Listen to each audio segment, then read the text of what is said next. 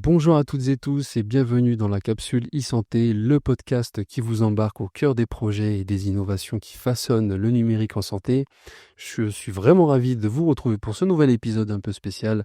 Alors oui, on le sait, oui, il s'est passé un peu de temps depuis notre premier épisode, mais on ne vous a pas oublié, on a pris ce temps pour revenir dans des conditions optimales avec un format plus rodé et plus fluide, et surtout pour vous proposer désormais des épisodes avec plus de régularité et plus de constance. Bref, la capsule e-santé redécolle et on est super content de vous avoir à bord. Et aujourd'hui, on ouvre ensemble un nouveau chapitre, le Ségur du numérique, que nous mettons à l'honneur. Et ce n'est que le début. Ce format évolue pour vous proposer une série spéciale que vous retrouvez sous le nom de Ségur Inside, une plongée au cœur de cette grande transformation avec des témoignages, des retours de terrain et des éclairages concrets pour mieux comprendre les enjeux du Ségur. Que vous soyez professionnel de santé, porteur de projet, acteur institutionnel ou simplement curieux de voir comment le numérique s'invite dans les parcours de soins, vous êtes au bon endroit. Petit rappel, par ailleurs, pour celles et ceux qui nous découvrent, Cézanne, c'est le Grade Île-de-France. On accompagne tous les acteurs de santé en région Île-de-France avec des solutions numériques concrètes et innovantes au service du soin et de la coopération sur le terrain. Dans notre premier épisode, on avait eu le plaisir de recevoir Palmyre Roy, responsable du tiers-lieu Mindnic, pour une discussion passionnante autour de la santé mentale. Et vous pouvez bien entendu toujours retrouver cet épisode sur nos différentes plateformes. Et aujourd'hui, on passe à la vitesse supérieure, alors installez-vous confortablement, mettez vos écouteurs et laissez-vous embarquer dans l'univers Ségur Inside par la capsule e-santé. C'est parti.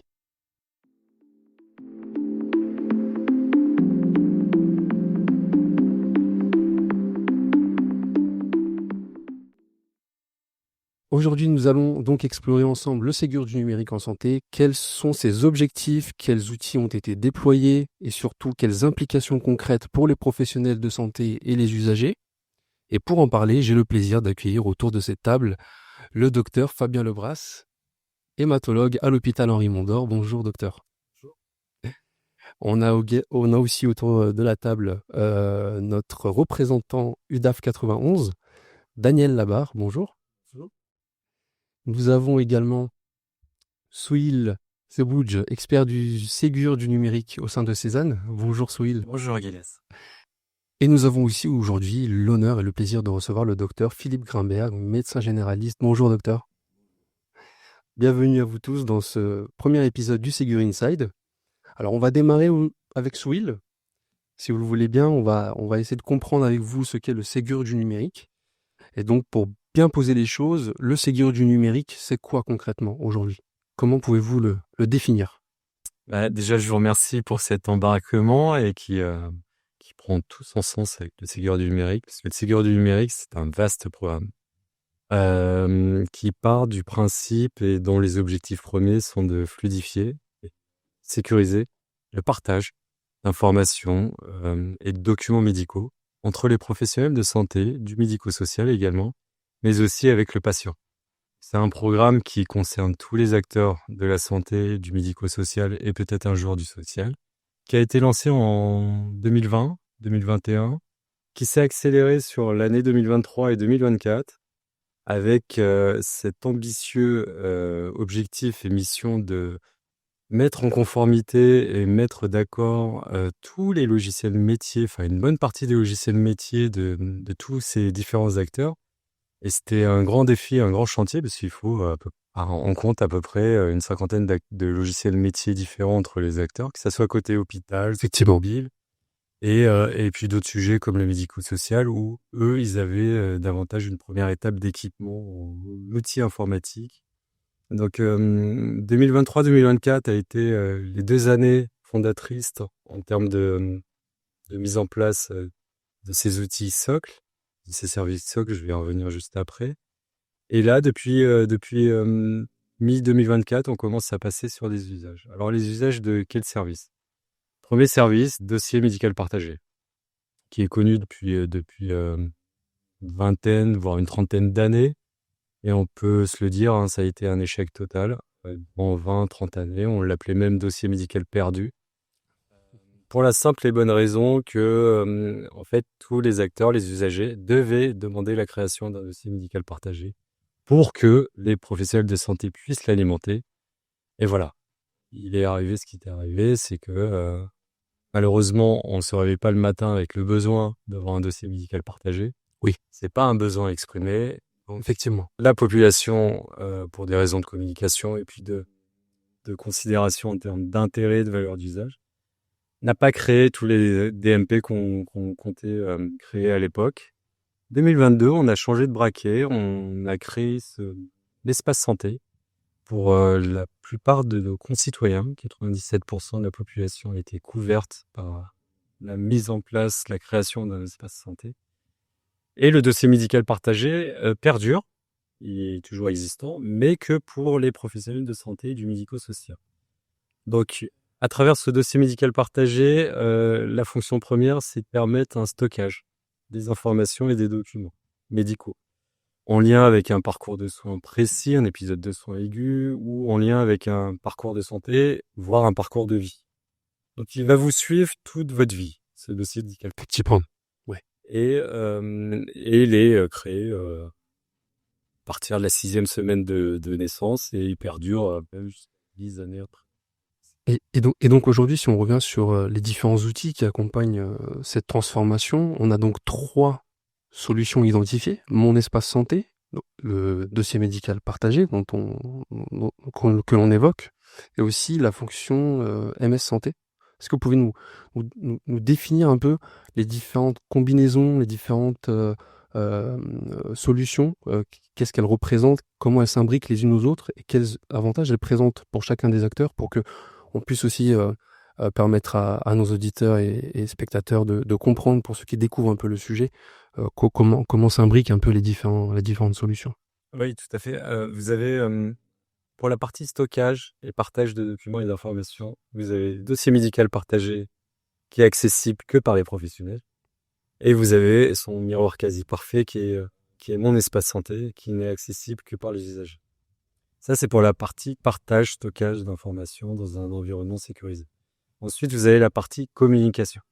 Elle va se faire à travers la messagerie sécurisée de santé, qui est disponible à titre individuel pour tous les soignants inscrits à un ordre notamment, mais qui aussi existe pour des structures, pour des organisations, pour des exercices coordonnés, qui permet de faciliter une communication, donc un échange d'informations et de documents là aussi, mais de manière plus instantanée, on va dire, que le DNP, entre professionnels, et nouveauté avec le patient.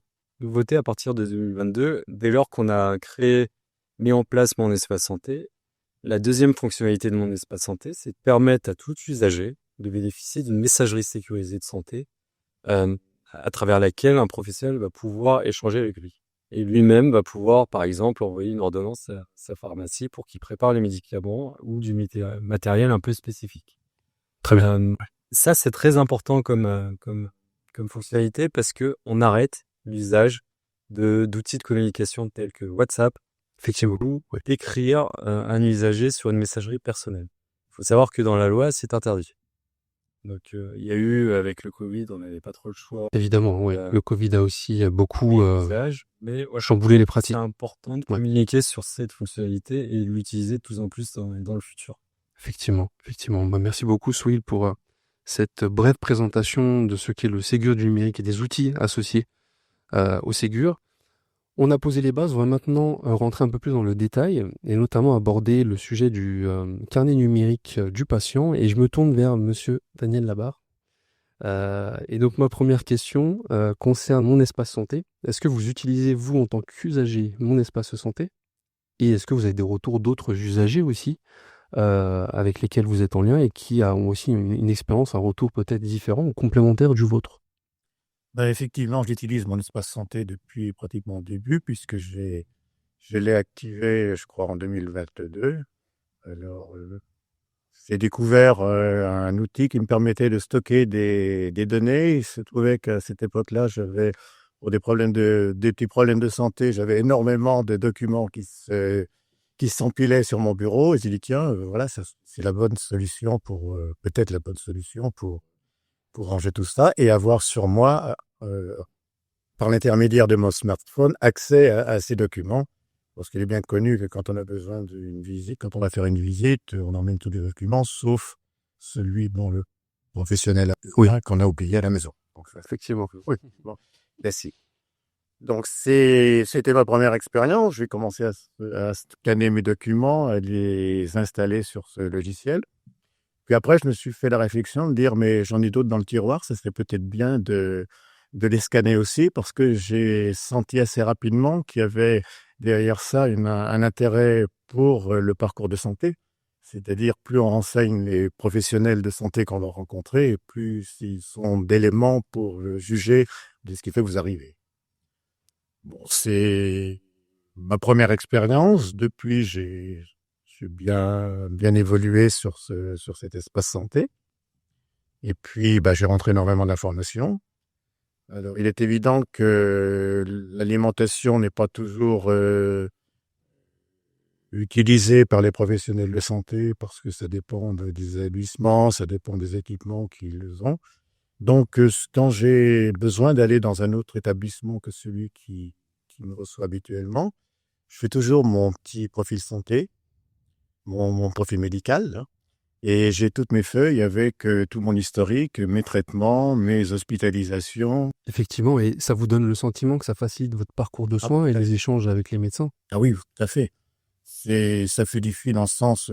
Un exemple récent, pour un soin un peu particulier, le professionnel me dit, on peut commencer un nouveau traitement. Par contre, il faut prendre des petites précautions avant ça. Il va falloir contrôler. Enfin, je vais vous faire une ordonnance pour une prise de sang pour valider l'état de vos reins. Et puis, il aurait été bon que vous puissiez faire une vaccination pneumocoque. Je dis, écoutez, j'ai mon espace santé. Voilà ce que j'ai sur mon espace santé. Voilà, j'ai été effectivement vacciné pneumocoque il y a un peu plus d'un an. Je ne sais pas si ça rentre dans votre fourchette. Et avec les dates, et puis je lui dis, il y a un mois, j'ai passé un scanner, je pense que vous voulez regarder là. Alors les professionnels vont me dire la créatinine, c'est ça, non? Quelque chose comme ça. Et je suis parti avec mon traitement.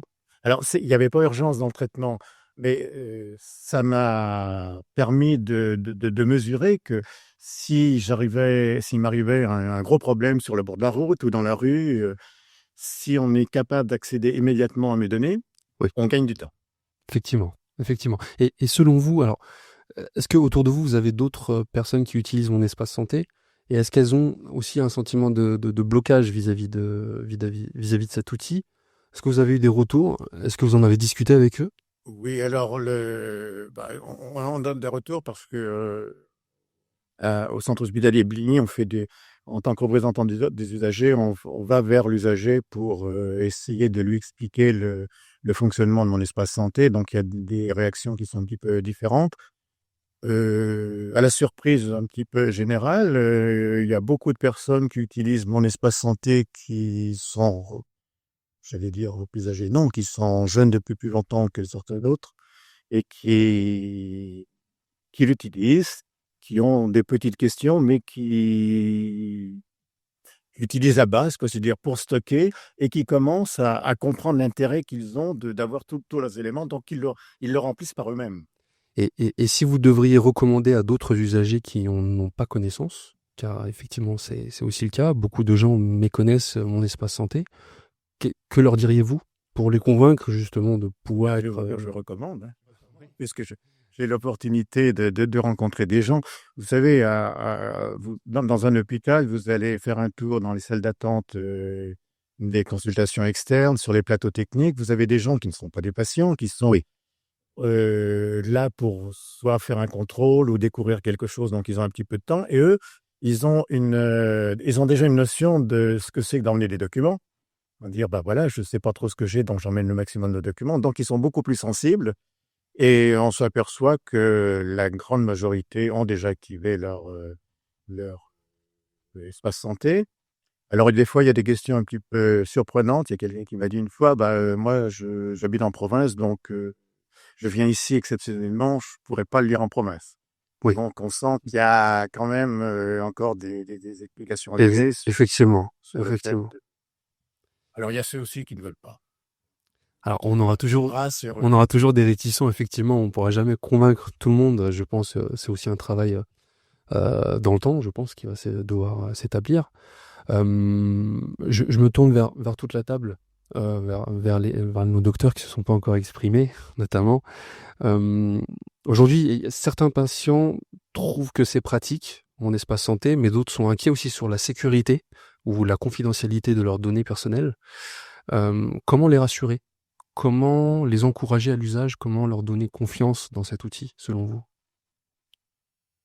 Je pense qu'il faut donc expliquer déjà ce que c'est que mon espace santé, et ça fait partie aussi du rôle des médecins d'expliquer que ces outils vont les aider. C'est important.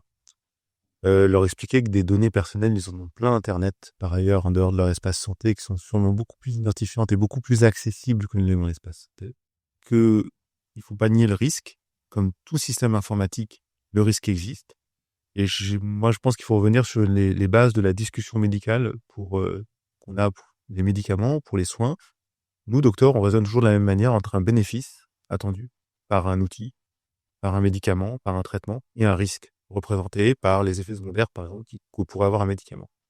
Et si on ramène les enjeux qui sont autour de l'utilisation du numérique en santé sur la même base de discussion qu'on a pour le reste de ce qui sert à la prise en charge, le bénéfice pour le patient, il a été décrit par notre représentant des usagers ici, c'est une amélioration de la coordination, une meilleure prise en charge médicale, une décision plus pertinente puisque mieux documentée. Donc voici les bénéfices qu'on a. Les risques, on les connaît, c'est des risques de piratage. Moi, je connais des patients qui ont eu des problèmes de santé graves parce qu'on n'avait pas l'information nécessaire à leur prise en charge. On n'était pas au courant, c'était allergique. On n'avait pas les éléments de leur traitement. En revanche, les conséquences d'un piratage sont nettement moins graves en termes humains et en termes de conséquences sur la santé. Donc, si je fais le bénéfice et le risque, très clairement, il y a un bénéfice qui surpasse très largement le risque. Mais on ne peut pas nier le risque. Il existe dans toutes ces dimensions des soins, et c'est une des dimensions des soins, comme les autres, le numérique en santé. Il faut vraiment le penser comme ça, Tout à et fait. voir comment est-ce qu'on se positionne. Docteur Wernberg, je me tourne vers vous. Est-ce que vous partagez ce qui vient d'être dit? D'abord, je vais déclarer que je n'ai pas de lien d'intérêt et que je ne suis pas payé par le Cézanne. C'est bien de le dire, effectivement. Ouais, lire du bien et du mauvais. Je vais parler de mon expérience au départ. Pour moi, alors déjà, je suis installé depuis pas mal de temps, une quarantaine d'années. Où j'ai connu les dossiers des patients, le petit feuillet jaune. En fait, j'en ai des collecteurs comme ça, encore neufs, qui n'ont jamais été remplis. Mais ça se revend sur le bon coin. Donc j'en ai connu des carnets de santé qui marchaient pas. Et mon idée que j'avais du Ségur, c'était des contraintes par mon éditeur de logiciels qui ne mettait pas à jour, enfin changement de matériel, enfin, et c'était assez compliqué. Et puis aussi des avantages qui étaient que on avait une prime si on envoyait le dossier médical de synthèse sur le DLB du patient. Donc c'est comme ça que je le voyais. Et puis il nous est arrivé quelque chose dans ma commune, un médecin est mort brutalement en plein exercice. Donc ça faisait 2000 patients qui se retrouvaient dans la nature et qu'il a fallu qu'on absorbe au niveau de la commune. Et j'ai appelé les blindés. Et donc, s'est posé le problème de savoir qu'est-ce qu'on faisait des dossiers du médecin. Alors, les dossiers du médecin étaient dans son ordinateur et personne n'avait le code de son ordinateur. Donc, le dossier, normalement, alors l'ordre, savait pas trop où ce qu'il fallait. C'était les héritiers. Je vois pas pourquoi les héritiers pouvaient gérer leur dossier. Bon, bref, les dossiers étaient enterrés dans l'ordinateur. Et donc, les patients qui se présentaient, et j'ai pas mon dossier, il est chez mon médecin. Et en fait, en fouillant dans le DMP, les patients ne savaient même pas qu'ils avaient un DMP. Donc, en allant chercher avec leur carte vitale en DMP, on avait des informations avec une hospitalisation, des prescriptions qui avaient été délivrées. Ça, donc, on pouvait repartir de zéro dossier. Depuis, j'ai commencé à regarder un peu plus ce dossier. Ok. Puis maintenant, je pourrais pas m'en passer. Quand il y a un bug, que j'arrive pas à lire l'INS et tout ça, ça m'énerve parce que je veux pas rentrer dans le dossier des patients. Bref, ça, c'est l'expérience positive. L'autre expérience, donc, qui peut être une réserve, c'est que moi, dans ma pratique, je fais beaucoup d'addictologie. Donc, je prescris des médicaments comme de la méthadone. Et les gens ont pas forcément envie que l'on sache qu'ils prennent de la méthadone régulièrement dans leur travail. Et je me dis que ils ont des visites de médecins du travail. Si le médecin du travail a accès au DMP, ça peut très bien ne pas plaire aux patients et je pense que ça peut être une limite à remplir. Et ce que je ne sais pas, c'est, parce que j'ai un doute là-dessus, si le patient a la main sur son DMP et s'il peut retirer des documents qui ont été mis en place par un médecin. Et je suis pas sûr qu'il puisse le faire. Pratique, il peut bloquer les accès. C'est-à-dire qu'il peut Oui, choisir le le il peut pas supprimer un document. Et il peut pas le supprimer, mais il y a deux choses. C'est que le remboursement de la méthadone, que vous la prescriviez ou que vous alimentiez ou non le DMP, sera dans les remontées des sécurités sociales qui alimentent le DMP. Ça, c'est un premier point. Et donc, en fait, cette notion de confidentialité par non-alimentation est en fait compliquée à maintenir dans les faits, même si elle est pertinente sur le plan du contenu secret liquide. Et le patient ne peut pas bloquer une partie. Il peut bloquer l'accès, mais pas une partie du DMP. Il peut décider qui sont les professionnels qui ont accès à son DMP ou pas. Il peut le bloquer à tous les professionnels, le bloquer à un professionnel donné. Donc, l'accès à un médecin du travail peut être bloqué dans la médecine du travail, je ne pense pas. Faut pas équiper, en tout cas. Il ne peut pas normalement accéder au DMP sans l'accord du patient X. Ah, de toute façon, et donc, Le patient maîtrise son information. Et puisque, un, modifier les connexions qui sont sur son espace, deux, on a la maîtrise dans son espace, et trois, le maître professionnel, vous et moi, n'avons pas le droit d'accéder sans son accord explicite qu'on est censé recueillir. Donc ces trois conditions sont un peu les conditions de la confiance que je soulignais à juste. C'est vraiment les conditions de la confiance pour le patient. Comment est-ce qu'on instaure cette confiance? C'est l'enjeu, je pense, Effectivement. ce podcast, de donner des éléments, même si on comprend, comme pour ce dossier, la question médicale est centrale. Et Juste. Pour compléter, secret médical. Comme beaucoup de sujets sur le Ségur du numérique, on se base sur des règles existantes. Il n'y a pas eu de création de nouvelles règles. Et le secret médical fait que il y a une matrice d'habilitation en termes d'accès aux documents. Typiquement, un médecin du travail ne peut pas consulter le dossier médical. Même quand il s'authentifie, malgré le fait qu'il peut exercer, il ne pourra pas. Parce que là, au-delà du consentement que vous avez cité, il ne pourra pas techniquement accéder. Il peut l'alimenter, ça c'est nouveau avec le dossier médical de ça va à savoir, parce que c'est sûr que si une relation refuse alors qu'il est censé le demander, c'est déjà louche, quoi. C'est ça. Et donc du coup, la même chose pour des médecins dans le cadre d'un octroi de crédit, dans le cadre de l'assurance. Dès lors que vous sortez un peu de la prise en charge, dès lors que vous ne faites pas partie du cercle de soins, il n'y a pas de raison que vous consultiez le DMP et donc vous pouvez violer le secret médical. Vous l'avez dit, c'est notifié au patient. Il y a l'assurance maladie aussi qui contrôle un peu tout ça, qui s'assure que des consultations soient pas faites à mauvais usage. Donc elle va faire le lien avec l'historique de soins et derrière il peut y avoir des enquêtes et ça peut se finir par une radiation à l'ordre, des sanctions financières, pénales, etc. C'est vraiment deux niveaux. Il y a une barrière d'entrée qui est la matrice d'habilitation que vous avez très bien décrite. C'est-à-dire, en gros, ils ne peuvent pas accéder. Les gens qui ne sont pas censés accéder ne peuvent pas accéder. Et puis, il y a effectivement le contrôle a posteriori. Mais la barrière à l'entrée est très nette. Effectivement, on l'évoquait, il y a une réelle barrière aujourd'hui, mais au niveau de la sécurité, aujourd'hui, on a la carte CPS, l'identifiant INS.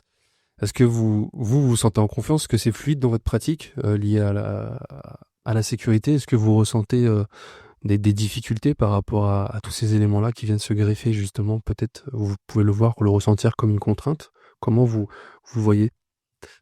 Je pense que les enjeux de consultation et les difficultés, il y a deux points principaux. La première, elle a été soulignée par le Dr Grimbert, c'est l'INS, cette fameuse acronyme qui correspond en fait à l'identifiant national de santé, qui est la clé d'identification du système, qui permet au système de parler du même patient.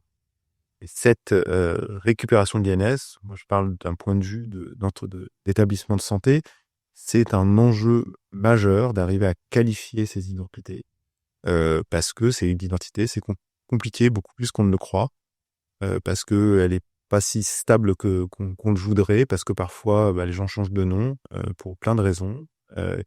Et donc, on a un vrai enjeu à identifier le bon patient pour alimenter le bon dossier. Éviter ce qu'on appelle des collisions de dossiers, qui est le plus grave événement d'identitovigilance utility nécessaire. Ça, c'est notre premier enjeu. Et excuse-moi, je vous interromps. Est-ce que vous pensez qu'il y a aussi peut-être un problème lié à la formation, un manque de pratique, de connaissances sur l'utilisation, l'identification Non, je pense que c'est juste ou- un élément complexe. On sait depuis toujours Ouais. que l'identité de vigilance, c'est compliqué. Ouais. Il y a un vrai enjeu d'investissement des acteurs de santé pour voir cet élément comme un élément de sécurité des soins, au même titre qu'on voit d'autres choses, hein, de savoir qu'on parle du bon patient.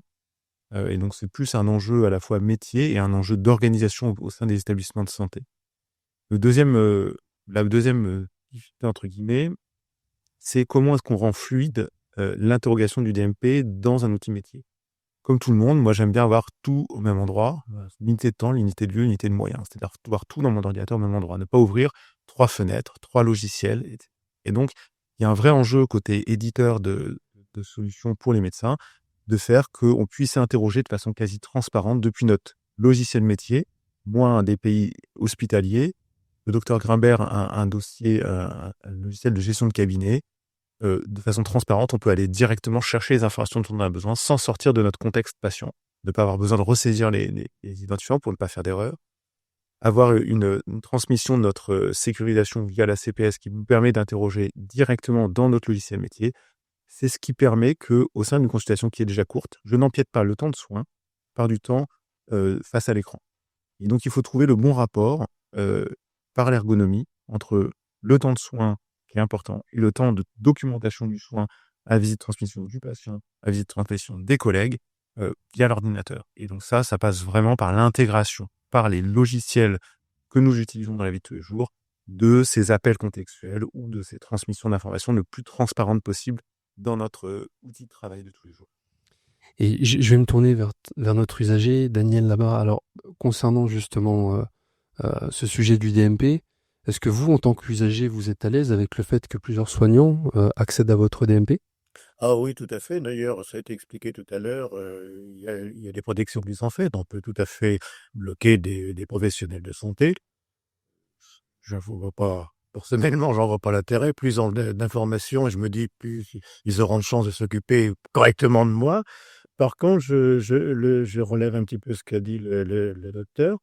J'ai l'impression que dans certaines structures, en particulier les hôpitaux, la fluidité au niveau de l'outil de travail, c'est-à-dire la gestion des dossiers, le dossier partagé, informatisé, et le DMP, pas au niveau de l'alimentation, mais au niveau de la lecture, pose problème, puisque tous ne sont pas implémentés, et bien dans ces cas-là, on va pas voir le DMP.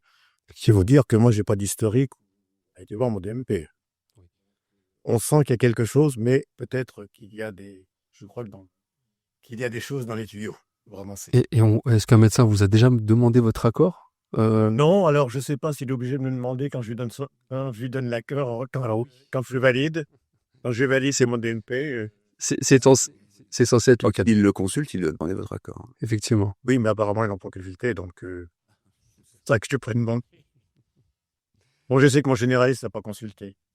Alors, je m'adresse à tout le monde autour de la table, toujours sur le sujet du DMP. Comment fait-on, selon vous, pour que plus de soignants jouent le jeu et que plus de patients s'approprient leur DMP et mon espace santé à la fois, selon vous?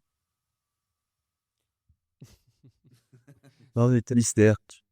Moi, je suis par ailleurs président d'une CPTS, qui sont les communautés de professionnels de santé sur un territoire. Et donc, on parle des façons d'améliorer la santé de la population et de travailler mieux ensemble. Ça, c'est un élément qui fait que tant que les gens n'en ont pas vu l'intérêt, ils n'ont pas vraiment envie d'y aller. Je sais pas, pour l'expérience personnelle, quand j'avais pas vu l'intérêt, j'y allais pas trop, enfin, un peu la main forcée. Et une fois que j'y ai goûté, je me rends compte que ça sert quand même beaucoup. Et comme je disais, quand ça marche pas, je suis frustré. Donc, si j'arrive à convaincre mes collègues d'aller y voir un petit peu plus, d'aller fouiller dans les DMP des patients, de les informer qu'ils en ont un, et que on peut aller ouvrir encore, faut-il avoir le logiciel métier qui soit interfacé avec le DMP, hein, maintenant, je pense. Ils le tous ou presque, mais... semble que c'est obligatoire. Donc, voilà. Après, il faut voir comment. Non, mais les médecins mènent du temps à bouger. Hein. Oui. Et enfin, quels sont les leviers qu'on pourrait activer pour que ça fonctionne mieux, notamment entre la ville, l'hôpital et les patients? Qu'est-ce qui pourrait faciliter à Je ce pense niveau-là? qu'il faut vraiment qu'on réfléchisse à quelle est la pertinence médicale. Parce que nous, on est médecins, on est soignants, et donc la question, c'est en quoi est-ce que cet outil va améliorer notre prise en charge? Et si on répond oui à cette question dans notre contexte de soins, en fait, ça sera le moteur le plus fort pour nous pour aller vers l'implémentation et l'usage de ces outils. Moi, je fais de la maladie chronique, je fais des cancers du sang, des gens qu'on va suivre pendant des décennies. Donc, j'ai 2 enjeux. Un, leur permettre d'être acteurs de leurs soins, donc les autonomiser le plus possible, leur donner l'information. Donc ça va être la formation que je fais aux patients ou l'explication que je vais faire aux patients pendant ma consultation qu'il a cet outil, que je vais communiquer dedans, que je le nourris de mes comptes rendus, de mes ordonnances. Première information. Deuxième, c'est un enjeu d'interaction ville-hôpital, parce qu'on sait que c'est un sujet compliqué, la ville-hôpital. Ça fait des années qu'on dit qu'il faut qu'on discute, et quand on regarde dans les faits, on a du mal à parler entre la ville et l'hôpital, pour plein de raisons complexes. Et c'est enfin un canal partagé où tout le monde a un intérêt à ce qu'il soit rempli.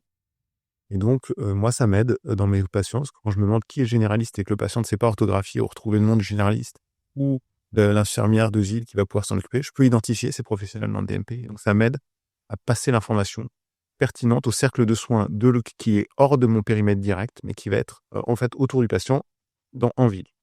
Donc, je pense qu'il y a un vrai enjeu dans la discussion ville-hôpital.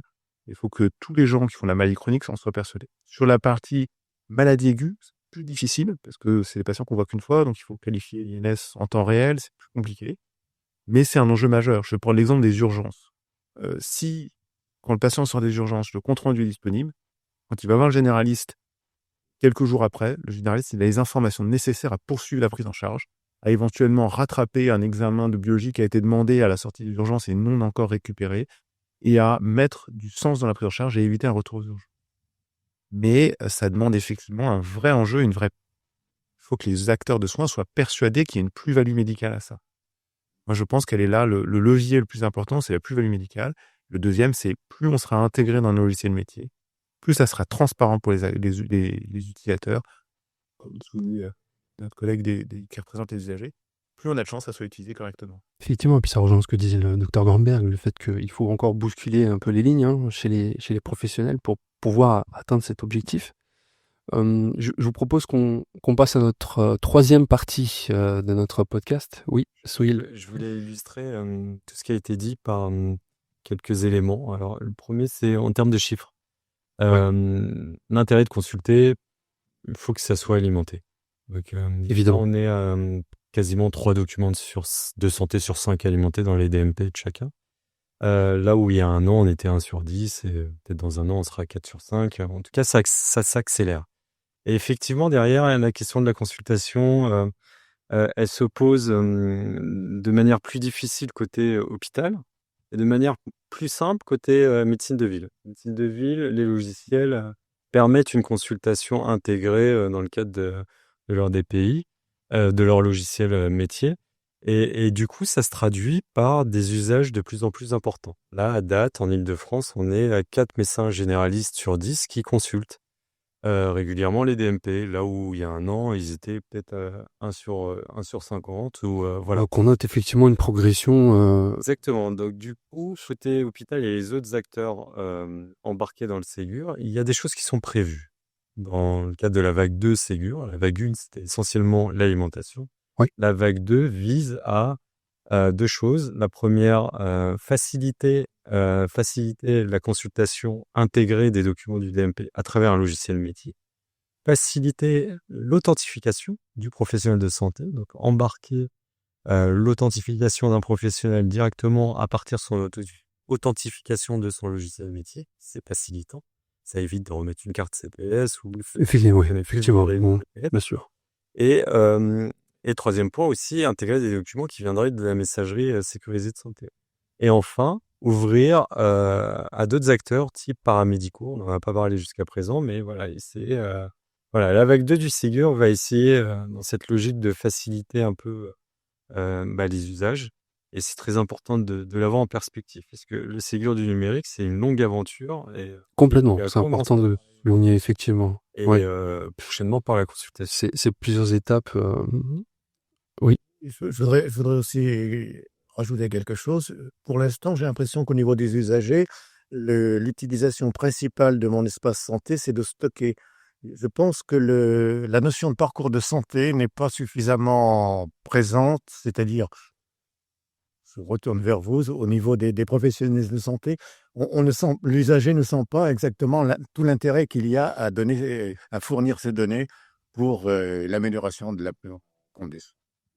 ouais, effectivement, effectivement et c'est un vrai sujet, hein. Je pense que c'est ce qui est aussi au cœur, de l'objectif Ségur, c'est redonner un peu de la visibilité sur les raisons qui poussent à justement rentrer dans cette vague du numérique. Quelles sont les causes, quelles sont aussi les conséquences que ça peut avoir pour les usagers en matière de suivi, en matière de soins, bien entendu. Je vous propose qu'on part parce que le temps passe. On va partir sur la troisième partie de notre podcast sur la messagerie sécurisée de santé, MS Santé. Donc là, je m'adresse aux médecins qui sont autour de notre table en premier lieu. Est-ce que vous utilisez MS Santé et à quoi ça vous sert pour vous concrètement? Et ma deuxième question, c'est par rapport aux emails classiques. On évoquait tout à l'heure WhatsApp, notamment dans la présentation avec Swill. Qu'est-ce que ça change pour vous sur la sécurisation? Oui, certes, mais est-ce que c'est plus simple aussi pour vous en matière d'usage, en matière de suivi, en matière de facilité d'utilisation? Est-ce que vous notez vraiment une différence? Alors, je vais raconter comment j'utilise MS Santé. Donc, c'est une messagerie sécurisée sur laquelle je reçois les comptes rendus d'hospitalisation ou d'examen de tous mes patients. Donc, c'est à peu près 1000 patients, hein, la patientèle d'un médecin. Et donc, à peu près 10 à 20 messages par jour, en gros, qu'on reçoit sur Mailise. Donc, quand je prends le temps de les lire et de les classer, de les rentrer dans les dossiers, ça me prend 1 heure après mes consultations, quoi. Donc ça, on va dire que c'est pas un inconvénient, mais je sais pas comment le détourner parce qu'il faut bien les lire, faut bien les recevoir. Donc, je me dis, oui, je vais les faire classer par ma secrétaire et puis ma secrétaire va les rentrer dans les dossiers, ce qu'elle fait très souvent. Mais je pense que c'est pas ma secrétaire qui va pouvoir décider du degré d'urgence d'un courrier ou d'une alerte, bien entendu, moi, qu'elle soit très bien formée et qu'elle puisse dire: «Ah là là, attention, là, il y a une analyse qui est assez inquiétante». Donc, j'ai pas trouvé la solution de ce problème-là.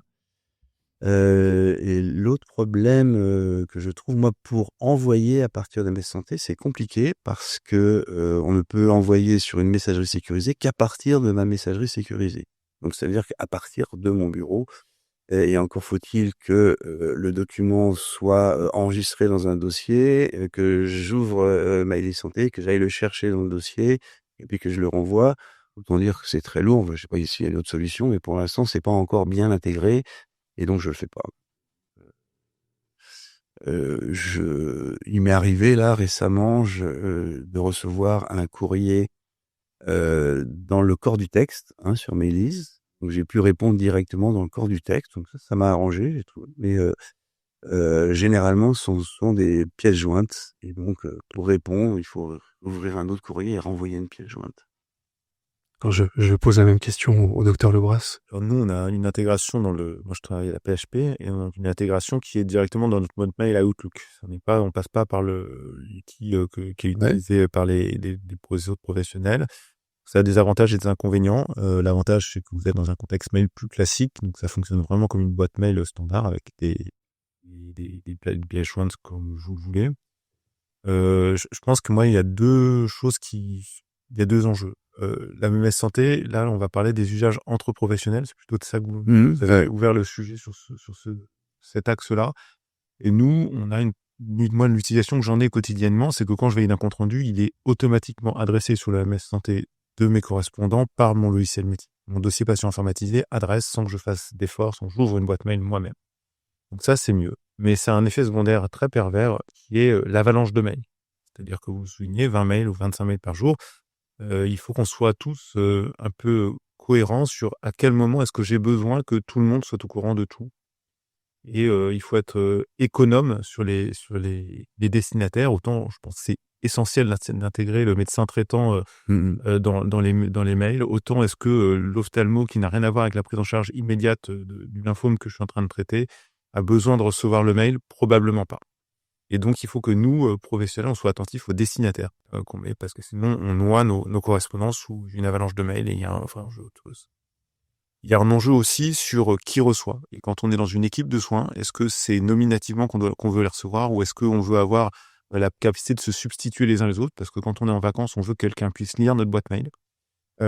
Et donc, comment est-ce qu'on organise cette subsidiarité au sein des mails? Comment on met en place des boîtes mail organisationnelles qui peuvent nous prendre le relais quand on est absent? Comment on peut déléguer ces accès?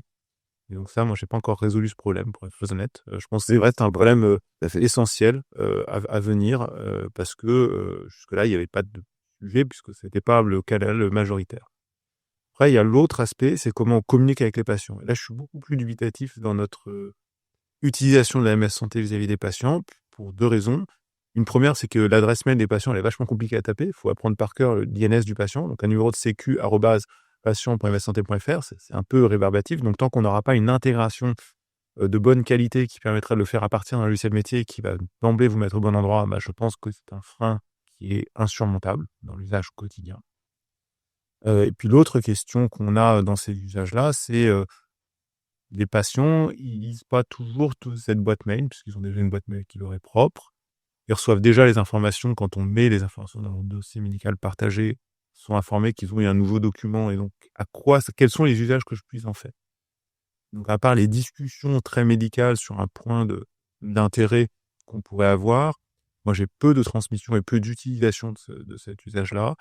Et pour un autre, il y a un autre enjeu qu'on a un peu du mal à percevoir, mais c'est en médecine, on a des urgences et des non-urgences. Et en gros, expliquer nos circuits de réentrée. Moi, les urgences, on le disait avant ce podcast avec le collègue Dr Grimbert, c'est qu'on passe plutôt pour les urgences par l'oral, parce que ça nécessite le téléphone et que ça a nécessité un temps d'action relativement court entre le professionnel de soins et son patient. Et pour ce qui est de la question plus de la vie, qu'on n'a pas de notion d'urgence, on pourrait passer par cet usage-là, mais les usages sont encore pour moi relativement restreints de cette affaire-là.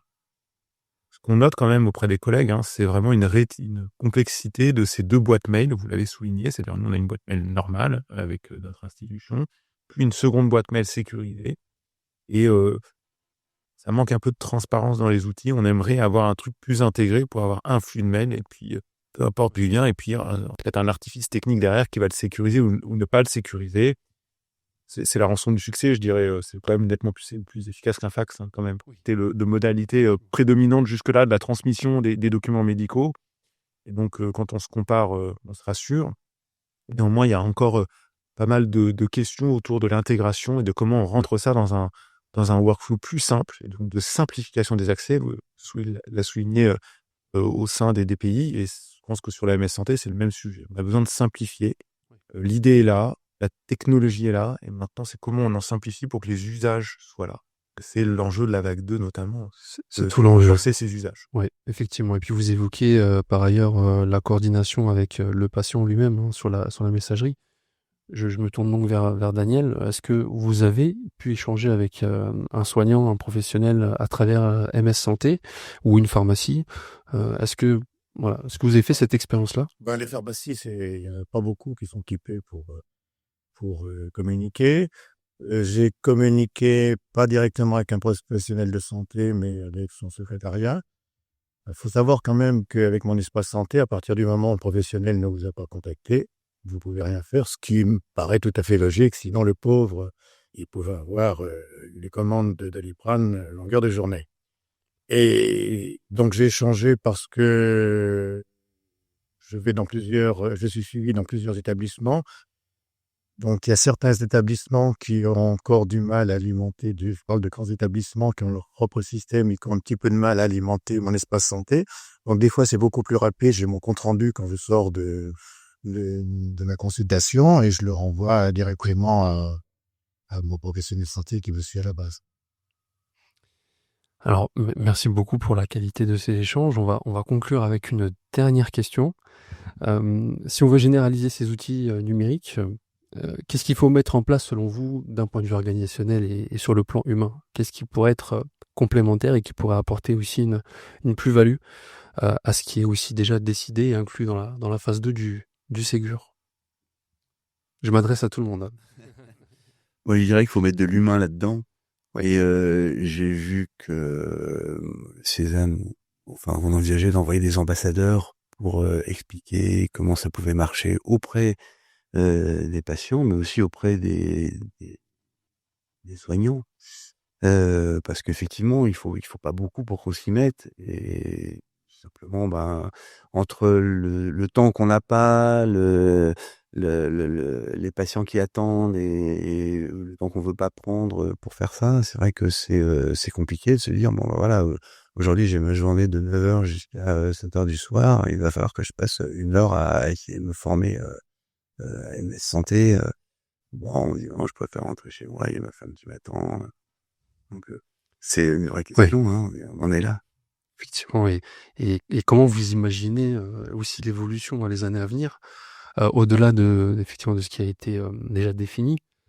Comment vous percevez cette évolution sur le plan opérationnel? Est-ce que vous pensez que ça va aboutir en tant que professionnel ou en tant qu'usager à vraiment un changement, pas forcément radical, mais en tout cas qui tend vers une simplification et une facilité pour les interactions entre les patients et les professionnels? Je pense que la révolution est en marche. Souil a souligné tout à l'heure qu'avant, on n'avait pas à se convaincre de l'intérêt du DMP. Là, on est convaincu de l'intérêt du DMP et que cette révolution, elle est là. La question que ça pose, c'est comment on fait la formation à ces nouveaux outils.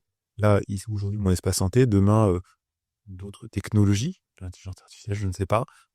Et comment est-ce que en tant que communauté de soignants, on arrive à sortir du temps pour se former, puisque ça ne peut pas se faire sur le temps de soins, et ça ne doit pas se faire sur le temps de soins. Et donc là, il y a un enjeu qui va être pour nos décideurs, pour les politiques, sur les politiques publiques, c'est comment est-ce qu'on se donne ce temps, comment on donne des supports, comme on a des formations qui permettent aux gens de se saisir de ces outils pour en faire le meilleur. Sur l'organisation, moi, je reviens sur la notion d'ambassadeur. On peut la dénommer de façon variable, mais ce qu'on a appris à faire, on l'a appris beaucoup par compagnonnage en médecine. On a eu des exemples, on a eu des collègues qu'on peut alpaguer quand on est coincé. Et je pense que la meilleure solution, c'est que quand on a dans son exercice un problème, on a besoin de régler le problème de façon assez simple. Et souvent, ça passe bien quand ça passe par un collègue qui est soit dans la même strate, soit pas très loin en termes de périmètre, parce que ça nous aide. Là, je suis bloqué, tu fais comment, toi, pour y arriver? Et ça, c'est le meilleur relais qu'on puisse avoir. Et là où je rejoins, c'est qu'en plus, ça mène à l'humain et de l'échange, ce qui est souvent le moteur de notre implication dans ces métiers du soin. Parce qu'on aime les gens, que ce soit les collègues, que ce soit les patients. Que pour nous, c'est quelque chose d'important. Et donc, le meilleur moteur, ça sera d'avoir des ambassadeurs pas trop loin, faciles à saisir, soit directement dans une équipe de soins, soit dans un CPTS ou dans une communauté médicale qui peut s'être constituée autour de différents axes de structuration. Et le jour où on aura mis un ambassadeur par communauté, on aura la possibilité de simplifier beaucoup l'adoption et d'aider à l'adoption parce qu'on pourra décrire les cas d'usage qu'on a eu dans notre contexte de soins qui vont être différents pour vous, pour moi, pour le patient. Mais c'est là où on aura gagné. Parfait, merci beaucoup. Est-ce que vous avez un dernier mot à ajouter? Est-ce que vous souhaitez Moi, je voulais avoir un point particulier? Je trouvais très intéressant tous les illustrations et Ouais. et le point sur le fait que qu'il faut s'améliorer sur les fonctionnalités, il faut que ça soit plus simple et juste pour rappeler que le Ségur, je l'ai dit à un moment, se base sur des règles existantes d'un point de vue juridique, se base sur des pratiques existantes et des organisations existantes. Le numérique ne fait pas tout. On dit souvent dans nos présentations que le Ségur est au service, est un outil au service. Donc effectivement, quand vous n'avez pas la bonne organisation, pas forcément que vu l'hôpital, mais à l'intérieur d'un hôpital où vous manquez de moyens humains, financiers, vous n'avez peut-être pas une IPA qui peut jouer ce rôle-là, une cadre de santé qui est démêler un peu toutes les informations entrantes, etc. le fait qu'on vous ramène un outil comme la MS Santé, le DMP, bah voilà, va falloir l'apprivoiser d'une manière plus difficile que d'une autre, si vous avez des assistants médicaux, si vous avez d'autres personnes dans les équipes qui jouent un peu ce rôle médico-administratif. Et ça vaut aussi pour la ville, hein, tu l'as cité par rapport au secrétaire médical, assistante médicale. Effectivement, il y a voilà, un médecin de ville qui est seul, entre guillemets, il vient de débuter, ça va être beaucoup plus compliqué pour lui tant qu'il n'y aura pas aussi ces organisations et bien rappeler ça, au-delà des évolutions fonctionnelles qu'on prévoit dans le Ségur, il y a tout ce qui se passe avant, en amont et en parallèle, à savoir les organisations, comment elles évoluent, l'évolution des moyens mis à disposition des soignants, des équipes médico-administratives et les relations, typiquement celles qu'on cite le plus souvent, ville-hôpital. Faut qu'elles évoluent dans le même sens. L'outil permet le changement, peut l'empêcher, mais ne le fait pas. Exact, c'est vraiment là où les communautés soignantes doivent se saisir de l'outil. C'est eux qui seront les moteurs du changement grâce à l'outil de propos. Tout à fait, parfait, merci beaucoup. Ce sera le dernier mot. Alors, avant de conclure cet épisode, je tiens à vous remercier chaleureusement pour nos intervenants, pour leur temps, pour votre disponibilité et pour votre expertise et la qualité des échanges. Un grand merci à vous, messieurs, pour avoir partagé vos connaissances et pour avoir rendu cette discussion aussi intéressante et inspirante, je l'espère en tout cas pour nos spectateurs et pour nos auditeurs. Et donc voilà, c'est déjà la fin de cet épisode. Mais ne vous inquiétez pas, l'aventure continue avec la capsule e-santé. On a plein d'autres épisodes à venir avec des nouveaux sujets passionnants autour de la e-santé. Et bien sûr, on reviendra également sur le Ségur du numérique, mais sous un angle avec notre format Ségur Inside qu'on initie aujourd'hui, mais avec peut-être un format différent. Pour aller toujours plus loin dans la compréhension de cette grande transformation qu'on vient d'évoquer, qu'on a abordée aujourd'hui. Et donc, avant de nous quitter, un petit rappel, on a besoin de vous, de vos retours, de vos impressions. Pour nous, ce podcast, c'est le vôtre autant que le nôtre. Et on veut que chaque épisode vous corresponde vraiment. Alors n'hésitez pas à nous dire ce que vous aimez, ce que vous voulez changer, ce que vous souhaitez entendre également. Ça peut être intéressant d'avoir vos retours et de choisir des thématiques en fonction de vos choix. Et prenez le temps de vous abonner et de liker. Merci d'avoir été à l'écoute, restez connectés, partagez nos épisodes autour de vous et surtout on se retrouve très bientôt pour un prochain épisode de la capsule e-santé. À très bientôt.